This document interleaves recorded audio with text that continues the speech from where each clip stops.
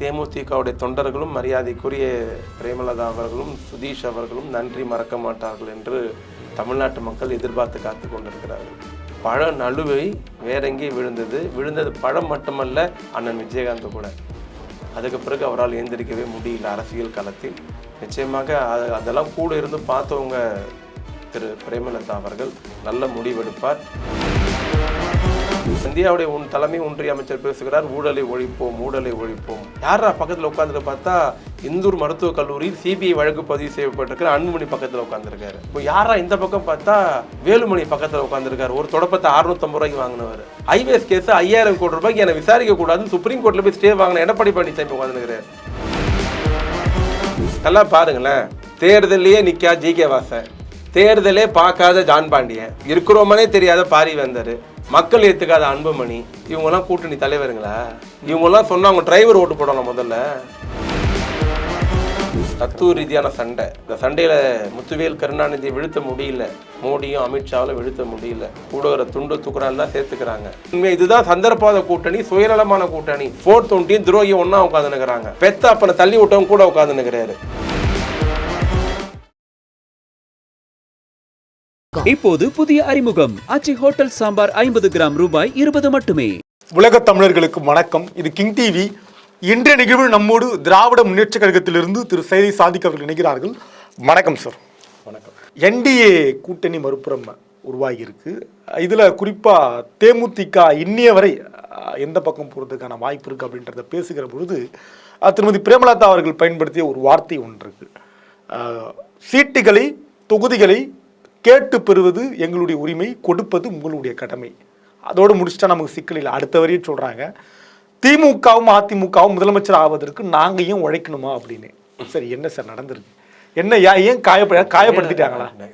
காயப்பட்டால நாங்கள் பெரிதும் விரும்புகிற கலைஞருக்கு சென்னை கடற்கரையில் பொன்விழா எடுத்து ஆளுயர தங்கப்பேனா கொடுத்த ஐயா விஜயகாந்த் அவர்கள் மறைந்த பொழுது ஒரு உடன் பிறந்த சகோதரனாக இருந்து அனைத்து உதவிகளும் செய்தவர் தமிழ்நாட்டு முதலமைச்சர்.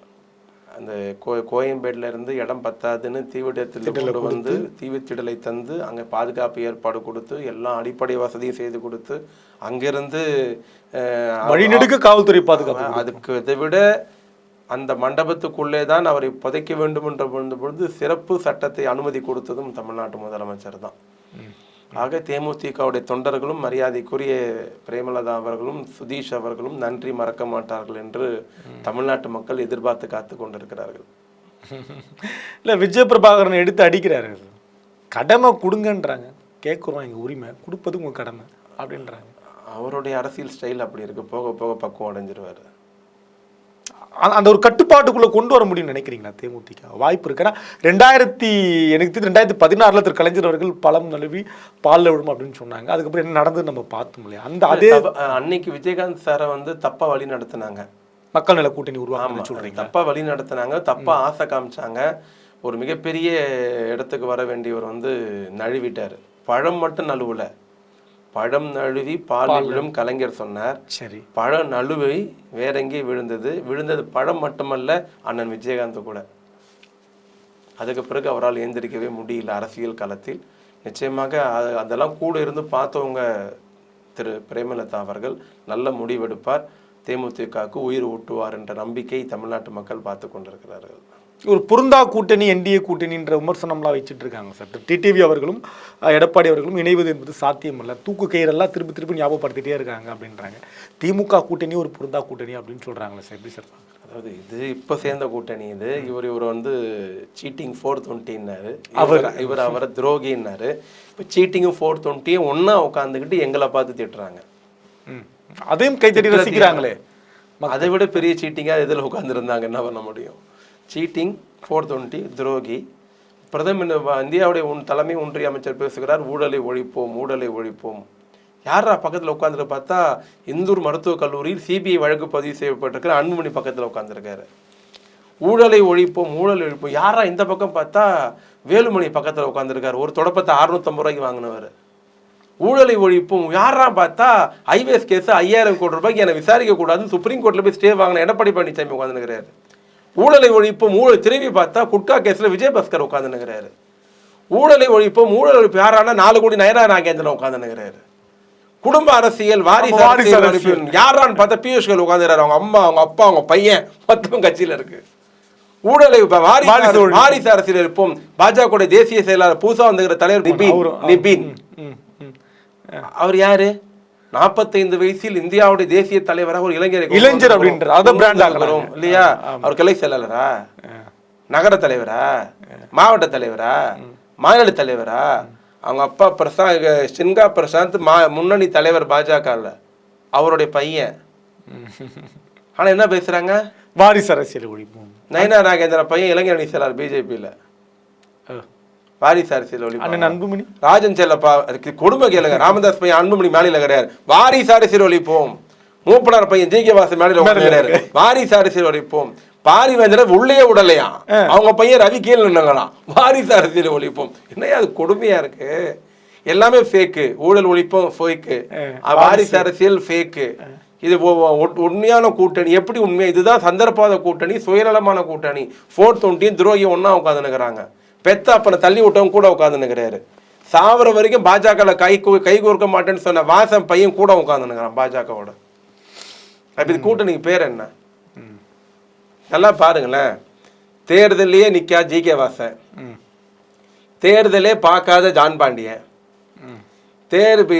எது இருக்கிறோமனே தெரியாத பாரிவேந்தர், மக்கள் ஏத்துக்காத அன்புமணி, இவங்கெல்லாம் கூட்டணி தலைவருங்களா? இவங்கெல்லாம் சொன்னா அவங்க டிரைவர் ஓட்டு போடணும் முதல்ல. ஏன் சார் போட மாட்டாங்களா? போட மாட்டாங்க. தினகரன் உண்மையா போயிருக்காரு நினைக்கிறீங்களா? எழுதி வச்சுங்க. இந்த பெரிய ஆப்பேருக்கு எடப்பாடி. ஆமா, தினகரன் உள்ள நுழைஞ்சாருன்னு அதிமுகல வர்றப்ப என்ன நடக்க போது பாருங்க. சசிகலா வர்றதுக்கு வாய்ப்பு இருக்கா? உத்தவ் தாக்கரே என்ன ஆனார்? பிஜேபி கூட கூட்டணி வச்சவர் மகாராஷ்டிரால உடைச்சி சிக்கி சின்ன பின்னமாச்சு. இதெல்லாம் இதையும் நடக்கும்ன்றீங்களா? ஒரிசா பிஜி பட்நாயக் பையன் என்னாச்சு? பிஜேபி மலை மேல நம்ம இந்த சரணாகதி அடைஞ்சாரு சார். முடிஞ்சிச்சு. அந்த மாதிரிதான் எல்லாம் நடக்கும் பாருங்க. இன்னும் சசிகலா அமைதியா இருக்காங்க சார், சைலண்ட் மூட்ல. ஒன்றும் பண்ண முடியாது. அவங்க எல்லாம் திருப்பி உள்ள போறதுக்கு பாவம். அவங்க என்ன பண்ணுவாங்க? நான் இருக்கிறதே ஸ்டாலின் மறந்துட்டாருன்றாங்க. ஆமா, நாட்டு மக்களே மறந்துட்டாங்க. ஸ்டாலின் எப்படி ஞாபகம் வச்சிருப்பாரு? எல்லாம் மிரட்டி தான் சேர்த்துருக்காங்க. மிரட்டி உள்ள போயிடுவீங்கன்ட்டு. இல்லை சார், நான் இப்படி ஒரு புரிதலுக்காக நான் கேட்குறேன். திமுக என்கிற ஒரு சக்தியை எதிர்ப்பதற்காக எல்லோரும் தங்களுடைய பகையெல்லாம் மறந்து ஒருங்கிணைச்சிருக்காங்கன்னு பார்க்கலாம். ஒரு உன்னத நோக்கம் இருக்குன்னு. ஒரு நோக்கங்க, ஒருங்கிணைக்கப்பட்டு இருக்கிறார்கள். சரிங்க, நைட்டில் ஃபோன் பண்ணி சொல்கிறோம் தெரியாத என்ன சொல்லுவான்ட்டு.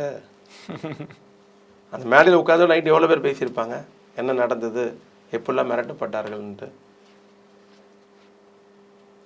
அந்த மேடையில் உட்காந்து ஒரு நல்லவரை காட்டுங்க. அதில் ஒரு நல்லவரை காட்டுங்க. மக்கள் நிராகரித்த எடப்பாடி பழனிசாமி இந்தியாவில் 3 முறை பிரதமராக வென்றாலும் தமிழ்நாட்டில் ஜெயிக்கவே முடியாத நரேந்திர மோடி 3 முறை பிரைம் மினிஸ்டர்ல. தமிழ்நாட்டில் யார் தலைவர்? அதில் தினகரனா? தினகரனை கைது பண்ணது யாரு? இதே பிஜேபி தான். தீகார் ஜெயிலில் வச்சது யாரு? இதே பிஜேபி தான். இன்னைக்கு எப்படி நல்லவரை பக்கத்தில் தட்டி கொடுக்குறீங்க? இவ்வளவு மக்கள் யோசிப்பாங்க.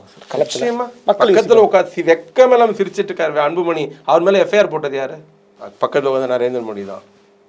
இந்த நேரம் மேல எஃப்ஐஆர் போட்டது யாரு? அதே நரேந்திர மோடி தான். இல்ல, மக்கள் இதை யோசிப்பாங்களா? இவ்வளவு மக்கள் யோசிப்பாங்களா? கண்டிப்பா. மக்கள் என்ன விஷயம், இவங்க எப்படி எல்லாம் மிரட்டி வச்சிருக்காங்கன்னா, 4 வருஷமா ஒரு கோப்பு தமிழ்நாடு கவர்னர்கிட்ட தூங்குது. அதிமுக முன்னாள் அமைச்சர் மீது வழக்கு தொடர்றதுக்கு அனுமதி தர வேண்டும். இன்னும் கவர்னர் அனுமதி தரல. ஆனா வெளியே ஒத்தம மாதிரி பேசுறாரு. அந்த ஃபைலை காமிச்சே கூட்டணி கூப்பிட்டுருக்காங்க. கையெழுத்து போட்டா ஜெயிலுக்கு போகணுன்ட்டு. அந்த கத்தின்னு தொங்கிட்டு இருக்கு தலைக்கு மேல. அதுக்காக தான் போயிருக்காங்க, விருப்பப்பட்ட போயிருக்காங்க இவங்கெல்லாம். அப்ப திமுக ஒழிக்கணும், தீய சக்தி விரட்டணும், ஜனநாயக சக்தி ஒழிக்கணும்ன்ற மேடை தேர்தலா பார்த்துருந்தீங்கன்னா ஏன் மிரட்டுறீங்க அவங்கள? தேர்தல ஜனநாயக மக்கள் ஓட்டு போட ஜெயிக்க போறோம். உன் சித்தாந்தத்தை சொல்லு, நான் ஏன் சித்தாந்தத்தை சொல்றேன். நீ ஆட்சிக்கு வந்தா என்ன பண்ணுவோன்னு சொல்லு, நாங்க வந்தா என்ன பண்ணுவோன்னு சொல்றோம். இதுக்கு முன்னாடி நீ என்ன பண்ணிருக்கன்னு சொல்லு, நாங்க என்ன பண்ணிருக்கோம், மக்கள் முடிவு பண்ணட்டும். அப்படித்தானே சேரணும். எப்படியாவது ஒன்னா சேர்ந்து திமுக ஸ்டாலினை அழிக்கணும், இறக்கணும், திமுக தோக்கடிக்கணும். என்ன நோக்கம்? சித்தாந்த போர். இது சைக்காலஜிக் வார், தத்துவ ரீதியான சண்டை. இந்த சண்டையில முத்துவேல் கருணாநிதியை வீழ்த்த முடியல இரட்டையர்களால். மோடியும் அமித்ஷாவில் வீழ்த்த முடியல. கூட வர துண்டு துக்குறாலாம் சேர்த்துக்கிறாங்க, சேர்த்து விழுத்துவோன்ட்டு. ஆனால் மக்கள் விட மாட்டாங்க. ஐயா ராமதாஸ் வர்றதுக்கு என்ன வாய்ப்பு ஏதாவது உண்டா? கிரீன் சிக்னல் தேர்தல் யார் வேணாலும் வரலாங்க. திரும்ப எடப்பாடி தலைமை ஏத்துக்குன்னு இவ்வளோ பேர் போயிருக்கிறான் துண்டு துக்குடா. இங்க அண்ணன் திரும்ப இருக்காரு, அதனால கேட்குறேன். ஒன்றும் பிரச்சனை இருக்காது. எங்களுக்கெல்லாம் ஒரே பொது எதிரி பாஜக, ஆர்எஸ்எஸ், இந்துத்துவா, பாசிசம், சரி, சர்வ அதிகாரம். மக்களனுக்கு எதிராக இருக்கிற, தமிழனுக்கு எதிராக இருக்கிற அந்த கூட்டம் தான். அதை வீழ்த்துவதற்கு எல்லாரும் தயாராக தானே இருக்கிறோம். இந்த கூட்டணி தேர்தல் கூட்டணி அல்ல, சீட்டுக்கான கூட்டணி அல்ல, அதிகாரத்துக்கான கூட்டணிக்கு அடையாளமே இந்த கூட்டணி எப்போ உருவாச்சு? எத்தனை வருஷம் ஆச்சு? 10 ஆண்டு காலம் நம்ம களத்துல. ஒருத்தர் வெளியே போற எக்ஸ்ட்ரா உள்ள வராங்க. என்ன காரணம்? சுயநலம் இல்லாத கூட்டணி, கொள்கை உள்ள கூட்டணி, சந்தர்ப்ப கூட்டணி. தேர்தல் கூட்டணி வேறு, கொள்கை வேறு ஒரு தத்துவம் பேசுறாங்களே இவங்க. அப்படியா? இங்க நாங்கள் என்ன கொள்கை வச்சிருக்கோமோ அதான் தேர்தலில் வைக்கிறோம். அண்ணன் திருமாவளுக்கு என்ன கொள்கையோ அதான் தேர்தலில் இருக்குது. பொது உடைமைக்கு என்ன கொள்கையோ அதான் தேர்தலில் இருக்குது. காங்கிரஸ்க்கு என்ன கொள்கையோ அதான் தேர்தலில் இருக்குது. ஒத்து போகிறதால ஒற்றுமையாக இருக்கிறோம். அந்த ஒற்றுமையை சில விட்டு கொடுக்குறாங்க, சில சங்கடம் எல்லாம் இல்லை. விட்டு கொடுப்பாரான்னு கேட்கும். அண்ணன் திரும்ப விட்டு கொடுப்பாரா? நிச்சயமா அவர் இன்னைக்கு பேசியிருக்காரு. அதாவது திமுக தலைமை தான் முடிவு பண்ணணும் அப்படின்ட்டு.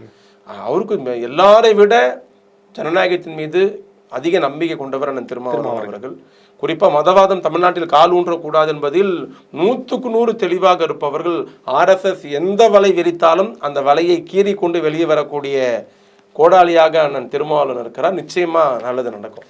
இறுதி கேள்வி, தொடர்ந்து காங்கிரஸ் தரப்புல சிலர் திமுகவுக்கு எதிராக அவதூறு பரப்புவது, குறிப்பாக துக்ளக்கு மேடையில் ஏறி பேசின திருச்சி வேலுசாமி இந்த பேச்செல்லாம் காங்கிரஸ் கவனித்து கட்டுப்படுத்தணும் இல்லையா? அதில் கவனிக்க தயங்குறாங்களா? திருச்சி வேலுசாமி பேச்செல்லாம் பெருசாக எடுத்துக்க வேண்டியதில்லை. எப்படி பாஜக ஒரு சுப்பிரமணிய சாமி பேசிட்டு இருக்காரோ, சுப்பிரமணிய சாமி பேசுகிற பேச்சுக்கு பாஜக யாருன்னா எதிர்மறை கருத்து சொல்கிறாங்களா? கிடையவே கிடையாது.